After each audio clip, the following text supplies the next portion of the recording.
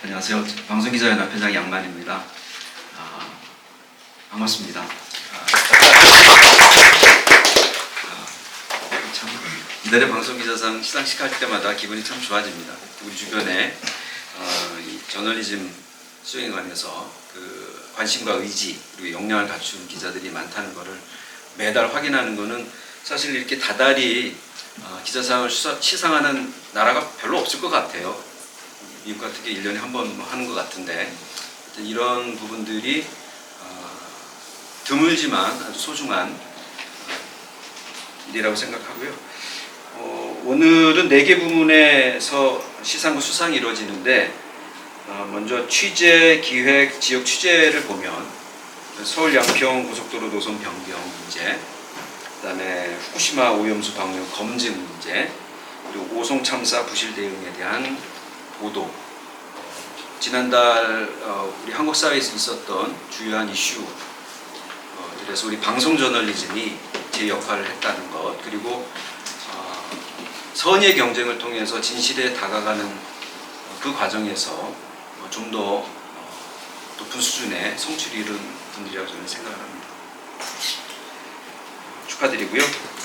한 가지 더 말씀드리고 싶은 거는 지역 기획보도 부문에 KBS 강릉의 리개장, 그러니까 공식 개장하기 전에 해수욕장에서 인명사고가 빈발하고 있는데 이걸 지리정보를 활용해서 어떤 시점에 어떤 장소에 어떤 유형의 사고가 생기는지를 분석한 보도로 수상을 하시게 됐습니다. 그런데 공적서를 보면 방송기자연합회에서 저널리즘 아카데미라고 기자들을 위한 연수 재교육 프로그램이 있거든요. 제가 보면 기성 기자들을 대상으로 한 연수 재교육 프로그램은 언론진흥재단하고 방송기자연합회밖에 없습니다, 사실상. 그런데 지난 6월에 KBS 전국 지역사 기자들을 대상으로 한 방송기자연합회와 함께하는 지역특화 저널리즘 스쿨이라는 프로그램이 있었는데 이때 있었던 강의 중에서 솔루션 저널리즘 이해와 지역 언론의 실천이라는 주제와 기후위기 대응 저널리즘, 이거는 KBS 서울에 있는 이은정 기자가 강사했던 것 같습니다. 그러니까 이 내용을 수강한 정명구 기자가 대단히 인상이 깊었고, 그래서 평소에 가지고 있었던 KBS 강릉 기자들의 문제의식도 결합을 시켜서 사실 기후위기나 이런 것 때문에 우리가 경험해 보지 못한 여러 가지 자연현상들이 생기잖아요. 그래서 그런 문제를 연결시켜서 기획, 취재 보도를 하게 됐다고 합니다. 그러니까 사실 수상 가능성을 높이기 위해서 이렇게 썼다고 생각하지는 않습니다. 왜냐하면 이런 일은 저희나 알지 심사위원들은 전혀 모르시거든요. 이런 일이 있는지. 근데 이런 프로그램을 준비하고 또 이달의 방송기자상이라고 하는 저널리즘의 어떤 성취를 평가하는 일들이 이렇게 연결돼서 좋은 결과로를 낳았다라고 하는 점은 저희로서는 대단히 감사하고 반가운 일이고, 앞으로도 이런 일이 계속 진행되도록 저희가 방송기자연합회가 좀 더 많은 일을 해야 되겠구나 하는 생각을 하게 돼서 일부러 좀 말씀을 드려봤습니다. 여튼 수상하시게 된 여러분께 축하드립니다. 고맙습니다.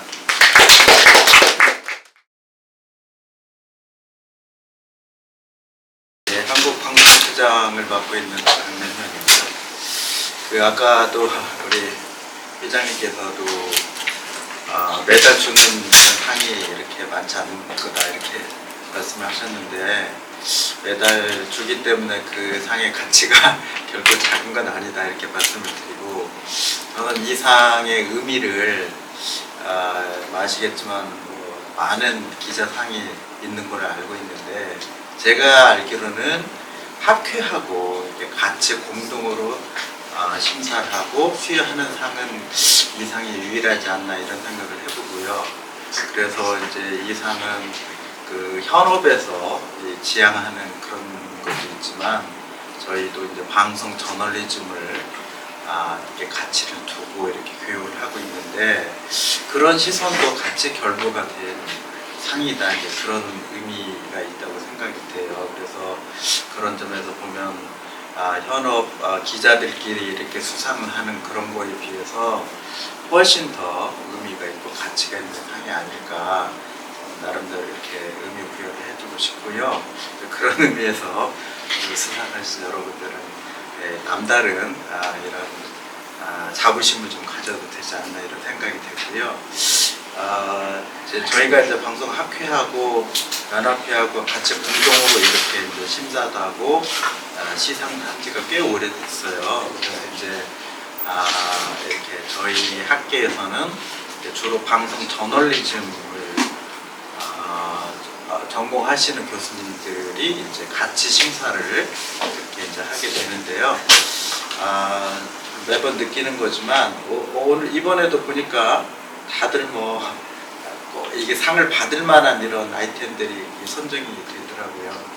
이번에도 마찬가지로 그랬고 그래서 이런 보도는 참 괜찮다 싶은데 이렇게 심사를 해보면 꼭 그런 보도들이 그러니까 나름대로 굉장히 변별력 있는 심사위원회다 이렇게 자부심을 가져도 좋을 것 같고 저도 여러분들 충분히 상을 받을 만한 그런 보도고 다시 한번 저도 축하를 드리도록 합니다. 축하드립니다. 그러면은 이제 다른 이제 여기 심사위원님들께서 부분별로 이제 심사평을 이제 작성해서 저한테 주시는데요.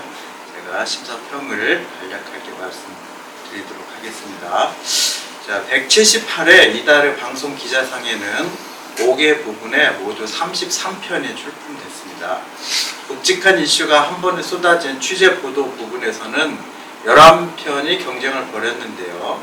정부 발표를 검증하면서 의혹의 핵심을 잘 짚어낸 JTBC 서울 양평 고속도로 노선 변경 의혹 보도가 수상작으로 뽑혔습니다. 이동관 방송통신위원장 후보를 끈질기게 검증한 YTN 보도도 좋은 평가를 받았습니다. 6편이 출품된 기획보도 부분에서는 MBC 후쿠시마 오염수 방류 검증 보도가 선정이 됐습니다. 면밀한 취재를 통해서 확보한 자료를 근거로 해서 후쿠시마 원전 오염수의 위험성을 잘 보여줬다는 평가를 받았는데 반대 의견을 다소 소홀하게 다뤘다는 그런 아쉬움도 있었습니다. YTN 탐사 보고서 기록, 우리 동네 주치 의료 지역 길을 묻다는 지역 의료 문제를 폭넓은 시각으로 담아냈고 KBS 시사기획 오래된 신도시의 꿈은 주제의식이 돋보였다는 호평이 있었습니다. 디지털 콘텐츠 부분에서는 KBS 오송 지하차도 산사태 사고 입체 분석 한 편이 출품이 되었는데요. 아쉽게도 수상작으로 선정되지는 못했습니다. 다양한 그래픽을 이용해서 시청자들이 이해하기 쉽게 잘 풀어낸 훌륭한 재단 보도였지만 디지털 콘텐츠로 보기에는 부적합하다는 의견이 많았습니다. 저도 이 부분을 심사할 때마다 느끼는 건데 이제 앞으로 이제 저희가 보도의 저널리즘이 디지털 이런 환경에 이제 좀 이렇게 지향하고 새로운 다양한 포맷 같은 것들을 좀 이렇게 좀 촉구라고 해야 되나요? 그런 것들을 좀 이렇게 격려하기 위해서 이렇게 아마 이 부분이 만들어진 것 같은데 저희 원래 그런 취지에 좀 부합하지 않는 그런 부분들이 가끔 이렇게 저기가 들어올 때는 출품이 된 때가 있는데 심사위원께서 항상 고심을 하는데 한 편이 들어오더라도 이 부분에 좀 적합하지 않은 거는 저희가 좀 걸러내고 이렇게 아쉬움은 있지만 그런 점이 많다는 점 말씀을 드리고요. 그다음 창의적이고 좀 혁신적인 이 부분에서 좀 이렇게 많은 보도들이 좀 나오기를 기대를 해보겠습니다. 그다음에 지역 취재 보도 부분은 8편이 출품이 됐는데요. KBS 청주 오송 참사 부실 등 단독 심층 연속 보도가 한발 빠른 보도로 현장을 잘 보여줬고 심층 원인에도 접근해 지역 언론의 역할을 잘 해냈다는 평가를 받으면서 수상작으로 뽑혔습니다. KBS 창원 택시 할증 보도 역시 생활과 밀접한 아이템으로 사고를 미리 막을 수 있는 좋은 예방 보도였다는 평을 들었습니다. 마지막으로 7편이 출품된 지역 기획보도 부분에서는 KBS 강릉의 미개장 해변 사고 GIS 활용 분석 보도가 선정되었습니다. 지역 보도가 뭔지를 잘 보여주며 데이터 저널리즘을 방송에 잘 구현했다는 호평을 받았고요.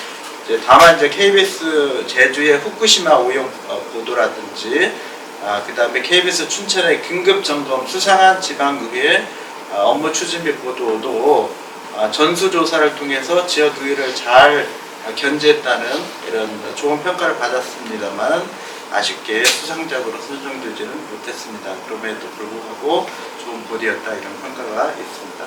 네, 이상으로 모든 심사평을 마치도록 그렇게 하겠습니다. 네, 한 달 동안 많은 고생하셨습니다. 네, 감사합니다.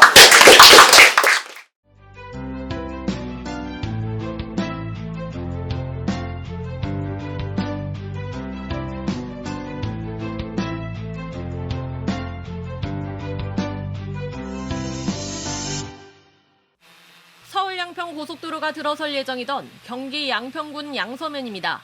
2017년 처음으로 계획이 나왔을 땐 물론 2년 전 예비 타당성 조사를 통과할 때도 양서면 일대가 종점이었습니다. 그런데 돌연 양평군 강상면을 종점으로 대대적인 노선 변경을 하는 안이 추진돼 논란이 됐습니다. 특히 바뀐 노선의 종점에 김건희 여사가 땅을 보유하고 있다는 사실이 알려지면서 야당은 특혜 의혹까지 제기했습니다. 바뀐 노선의 종점과 김건희 여사가 보유하고 있는 땅의 거리가 500m에 불과하기 때문입니다. 특혜 논란이 커지자 원희룡 국토부 장관은 노선 변경을 결정한 적이 없다고 해명했습니다. 하지만 취재진이 입수한 전략환경영향평가 준비서엔 지난해 11월에 이미 노선 변경이 사실상 확정된 상태였습니다. 재산 공개 등에는 나타나지 않았던 김건희 여사 가족이 운영하는 부동산 개발회사 이름의 땅도 있었습니다. 김지성 기자의 단독 보도입니다. JTBC 취재 결과 바뀐 고속도로 종점 부근에 그간 알려지지 않았던 김 여사 일가의 땅이 더 있는 것으로 파악됐습니다. 김 여사 가족의 부동산 개발회사 ESIND가 2개 필지를 합쳐 약 7,800제곱미터, 축구장 1개 크기가 넘는 땅을 단독 보유하고 있습니다. 부동산 개발업체인 ESIND는 김건희 여사 어머니 최모 씨가 세웠고 김 여사 오빠가 현재 대표로 있는 가족 회사입니다. 특혜 의혹에 휩싸인 양평 공흥지구 개발 사업을 추진했던 회사이기도 합니다. JTBC 김지성입니다. 네, 안녕하세요. 네. JTBC 부회장 기자라고 합니다. 서울 양평 고속도로의 경우에 이 노선이 왜 바뀌게 됐는지 그 외압에 결정적인 증거가 나오고 있지 않은 상황입니다. 그러다 보니까 이 예타안과 변경 노선 중에 어느 노선이 우월하냐, 사실 본질과는 상관없는 방식의 정쟁으로 좀 프레임이 바뀐 게 매우 아쉬운데요. 언젠가는 그 실체가 드러날 거라고 생각하고 또 노력을 하겠습니다. 많은 도움을 여기저기서 주셨고, 저기 뭐 휴일에도 도와줬던 최규진 기자도 있고, 결정적으로 특혜 의혹에 대해서 좀 반박할 추가 땅을 찾아본 김지성 기자도 있지만, 오랫동안 저랑 현장에서 정말 더울 때 더운 데서, 추울 때 추운 데서 함께한 이경 영상 취재 기자하고 상을 같이 받을 수 있어서 정말 뜻깊고 행복한데요. 진짜 많이 지난 10년 동안 많이 고생을 시켰는데 같이 상봉도 받을 수 있어서 정말 좋습니다. 네, 앞으로 더 열심히 해서 이 의혹을 좀 끝낼 수 있도록 노력하겠습니다. 네. 감사합니다.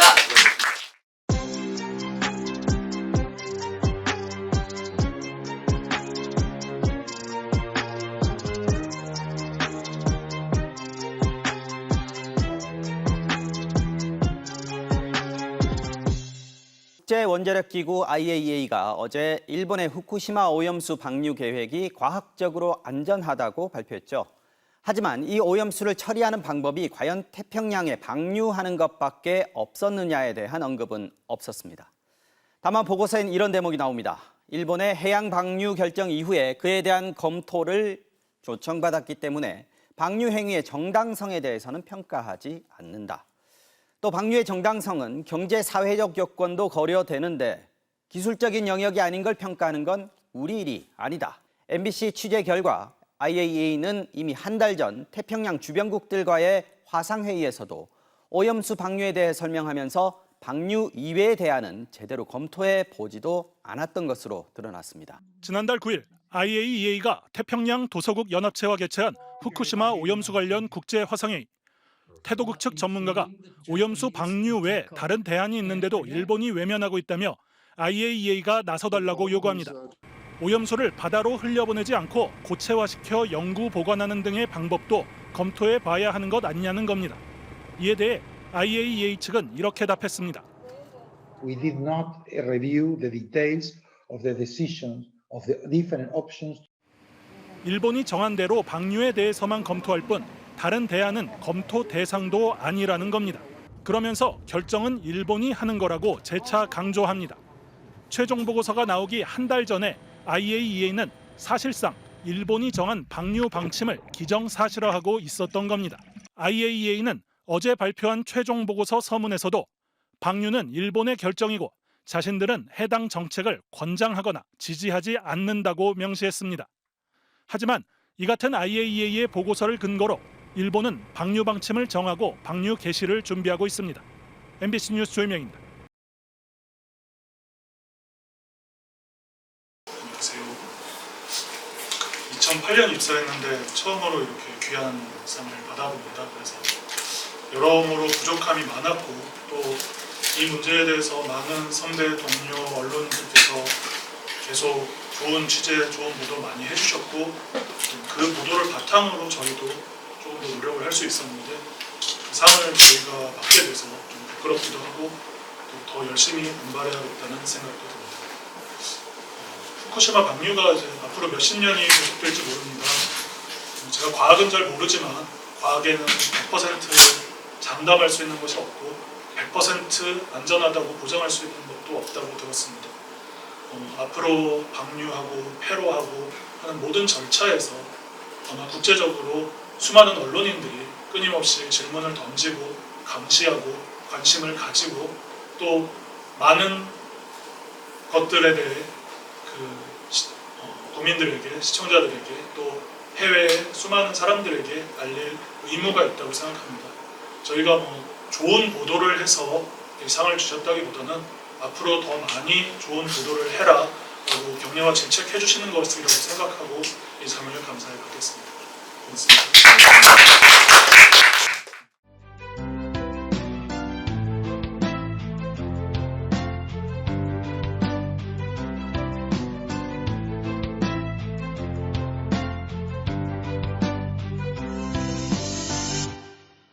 하나같이 더 구하지 못해 미안하다고 했는데 이 평범한 시민들이 손을 내민 그 순간 사고를 미리 경고하고 막아내야 했던 행정당국은 어디에서 뭘 하고 있었던 걸까요? 지금부터는 무엇이 문제였는지 하나하나 따져보겠습니다. 먼저 구멍난 재난 공동 시스템의 문제입니다. 사고가 나기 1시간 40분 전부터 112, 119 신고가 이어졌는데 경찰과 소방, 자치단체가 서로 엇박자를 내면서 다급한 시간만 허비했습니다. 송근섭 기자입니다. 충북 청주 오송의 지하차도 침수 사고 발생 1시간 40여 분 전인 오전 7시 4분쯤 충북경찰청 112 상황실로 신고 전화가 걸려왔습니다. 오송을 진행인데 대처하라고요? 왜요? 면세라고 지금 면세라고 하거든요. 이어 오전 7시 58분에는 한층 다급해진 목소리로 두 번째 신고가 이뤄졌습니다. 우려가 있거든요. 또 오송도 그렇고 동천지하차도 차량 통제를 해야 있거든요. 사고가 일어나기 40여 분 전입니다. 차량을 통제해 사고를 막기에는 충분한 시간입니다. 그렇게 이제 했는데도 좀 아쉬운 그런 상황이 뒤에 이제 발생을 했더라고요. 이때부터 경찰과 소방, 자치단체까지 재난대응 기관은 계속 엇박자를 냈습니다. 재난대응 기관들이 서로 엇박자를 내는 사이 궁평 2 지하차도로 차들은 계속 들어갔고 8시 40분쯤부터 참변이 시작됐습니다. 국무조정실은 신고 이후 각 기관의 상황 전파와 대응이 적절했는지 감찰을 확대하고 있습니다. KBS 뉴스 송근섭입니다. KBS 송근섭 기자입니다. 먼저 그 오송 지하차도 참사 희생자들의 명복을 빌겠습니다. 그리고 유가족과 생존자들도 하루빨리 상처를 회복하고 일상을 되찾으셨으면 좋겠습니다. 충분히 막을 수 있는 참사였다고 생각을 합니다. 근데 아직까지 우리 사회가 재난에 대응하는 시스템이 여전히 미흡했고, 그래서 이번 참사를 막지 못했다고 생각을 하게 됐습니다. 이번 취재를 하면서. 그리고 또 한편으로는 우리 언론도 이렇게 참사가 발생한 이후에 문제점을 밝혀내는 게 아니라 미리 막는 데 도움이 되지 못했을까, 그런 좀 아쉬움도 있고 저도 더 분발해야겠다는 생각을 하게 됐습니다. 앞으로 우리 사회가 이런 재난 대응 시스템을 잘 정비해서 다시는 이런 참사가 반복되지 않도록 했으면 좋겠습니다. 저도 열심히 노력하겠습니다. 감사합니다.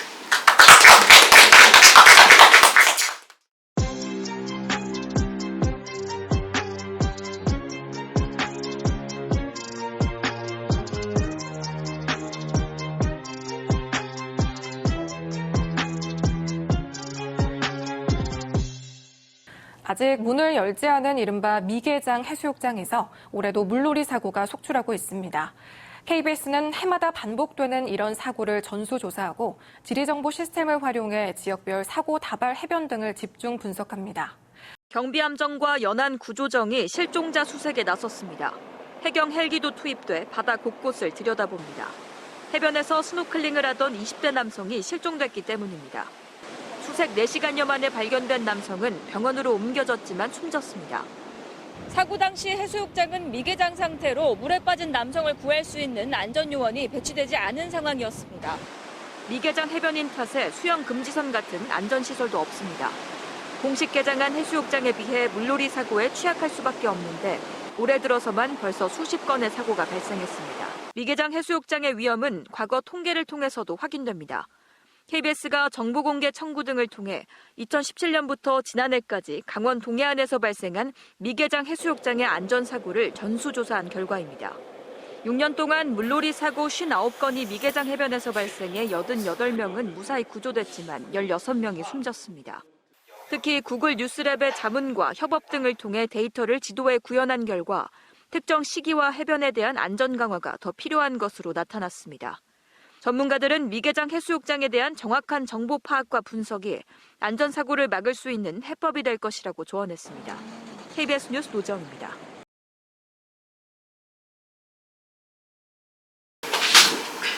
안녕하세요. 전 강릉방송국에서 일하고 있는 취재기자 정상빈이라고 합니다. 이 보도를 많은 동료들과 함께 했는데 이 자리를 같이 못하게 된 정병고 선배와 구민혁 기자, 그리고 박영훈 기자, 그리고 오지영 기자 같이 못 와서 좀 많이 아쉽긴 합니다. 그리고 저희가 이 취재를 하게 된 건 이 여름철이 되면 이제 해수욕장이 항상 개장하는데 그 개장 전후로 해서 항상 이렇게 물놀이 사망 사고가 많이 발생했었거든요. 그래서 항상 이 발생 기사를 단신이나 리포트를 해왔는데 해마다 바뀌지 않아서 저희들끼리 이제 좀 고민을 하다가 한번 대안을 찾아보자 이렇게 생각을 했었고, 또 마침 이 방송기자연합회에서 이 솔루션 저널리즘 그리고 기후 위기 대응 방안에 대한 이제 강의를 저희 정명구 선배가 듣고, 또 이제 저희가 그 GIS 그 지도를 만들기 위한 또 이런 교육도 KBS 춘천중국에서 좀 마련을 해주셔가지고, 제가 또 컴맹이긴 한데 또 어떻게 교육을 잘 받아가지고 또 이렇게 지도까지 또 이렇게 만들게 될 수 있었습니다. 그래서